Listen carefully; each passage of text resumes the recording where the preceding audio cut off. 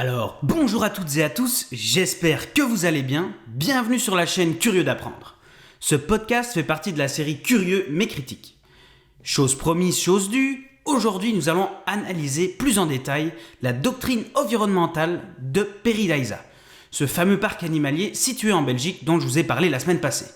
Il s'agit du 3e épisode, je vous encourage donc vivement à écouter cette série depuis le début si vous souhaitez comprendre le sujet d'aujourd'hui. Alors, commençons. En arrivant sur le site web de Paradisa, en naviguant un petit peu, on peut tomber sur une page qui s'appelle « À propos de nous ». Cette page parle en fait de la Paradisa Foundation, qui n'est autre qu'une fondation destinée à aider les animaux.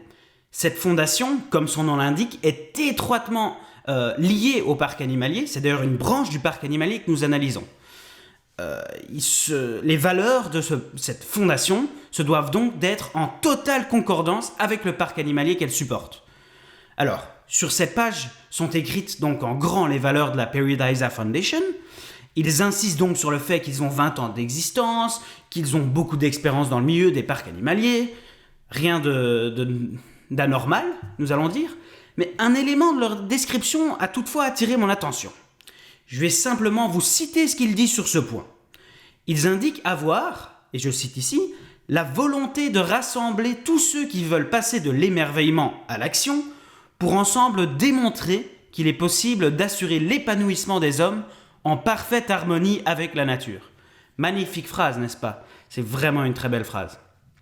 Et c'est d'ailleurs un idéal que beaucoup souhaiteraient atteindre. Mais en suivant ce raisonnement, ça veut donc dire qu'ils comptent non seulement donc sur leurs donateurs pour être en parfaite harmonie avec la nature, mais cela veut également dire qu'ils comptent sur tous les visiteurs du parc pour avoir cette même volonté. En effet, il serait étrange qu'une fondation soutienne un parc qui ne prône pas les mêmes valeurs qu'elle, d'autant plus qu'elles ont le même nom.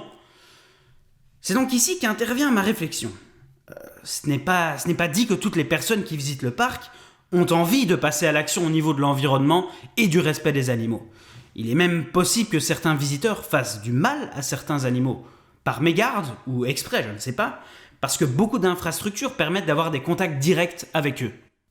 Il va donc de soi qu'une parfaite harmonie entre humains et animaux n'est pas forcément possible dans une dynamique comme celle-là. De plus, il est important de noter que les animaux restent quand même enfermés. Difficile donc d'utiliser des termes tels que harmonie, etc. lorsque l'on se met dans la peau de ces animaux. Ces animaux ne sont pas en liberté, ils ne sont pas dans leur habitat naturel. Ils ne sont donc peut-être pas aussi heureux que s'ils étaient dans leur biotope d'origine. Après, ça, ce n'est qu'une spéculation, parce que je ne peux pas savoir ce que les animaux pensent. Il semblerait donc que cette phrase, bien que magnifique, soit peut-être un petit peu trop audacieuse si on l'analyse de manière détaillée. Mais attention, ce n'est pas un jugement que j'émets ici, il s'agit simplement d'une constatation. Une constatation qui nous mène à réaliser qu'il est difficile de compter sur la bienveillance du grand public. Les événements actuels tels que la Covid, par exemple, nous prouvent bien que le public doit être cadré pour assurer qu'il n'y ait pas de débordement. Alors je dis pas qu'il n'y a aucune sécurité dans le parc, loin de là, mais est-ce qu'il s'agirait réellement d'une harmonie si la sécurité devait intervenir ?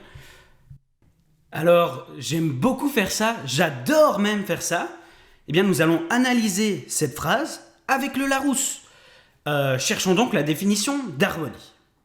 Après un petit peu de recherche, nous trouvons la définition d'harmonie et nous apercevons donc que la définition du Larousse pour ce mot, c'est la qualité d'un ensemble qui résulte de l'accord de ses parties ou de ses éléments et de leur adaptation à une fin. Encore une fois, le Larousse nous a été d'une grande aide. Une harmonie implique donc un accord des différentes parties entrant dans l'équation. Cela implique donc qu'il y aurait un accord entre les animaux et les humains. Difficile pour un animal de donner son accord pour vivre dans un parc animalier. Le mot harmonie n'est donc peut-être pas le mieux choisi dans cette optique.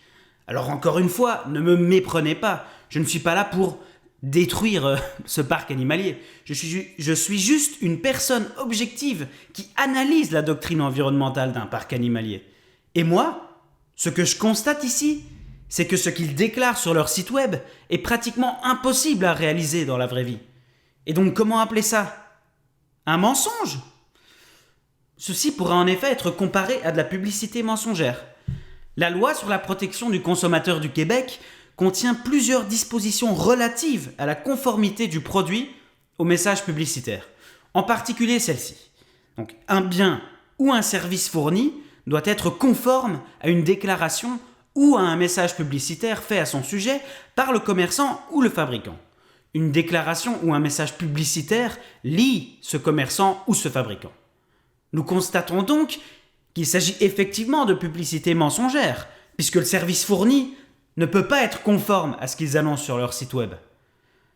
Donc selon ces analyses, nous réalisons que lorsque l'on écrit une doctrine environnementale, chaque mot doit être passé au peigne fin, afin qu'il représente réellement nos actions.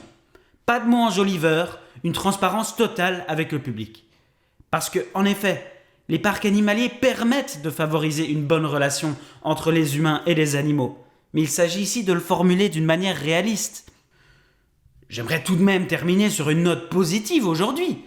En naviguant un petit peu plus bas, toujours sur cette même page de leur site web, on retrouve les missions de Paradisa, qui sont donc la protection des habitats, dont nous avons parlé la semaine passée, donc on n'en reparlera pas aujourd'hui, la réintroduction d'espèces, dont nous avons également parlé la semaine passée avec Peggy la tortue, et on retrouve ensuite le soutien de la recherche scientifique, la protection et la mise en valeur du patrimoine culturel mondial, ainsi qu'un refuge pour les reptiles et les amphibiens.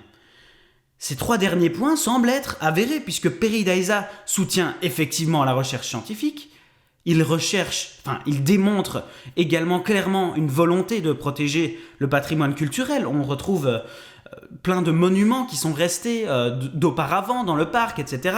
Et pour finir, ils sont en effet un refuge pour les reptiles et les amphibiens. Ça a été démontré par les faits actuels. Ils ont recueilli des reptiles, des amphibiens, ils les ont sauvés. Donc, tout ça est véridique. Ceci vient donc nous montrer que la doctrine environnementale de Paradisa est très bien ficelée et qu'elle s'avère en grande partie être correcte.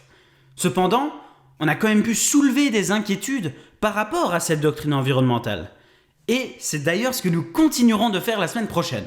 Je vous souhaite donc une très belle semaine et je vous dis à la semaine prochaine. Bye bye.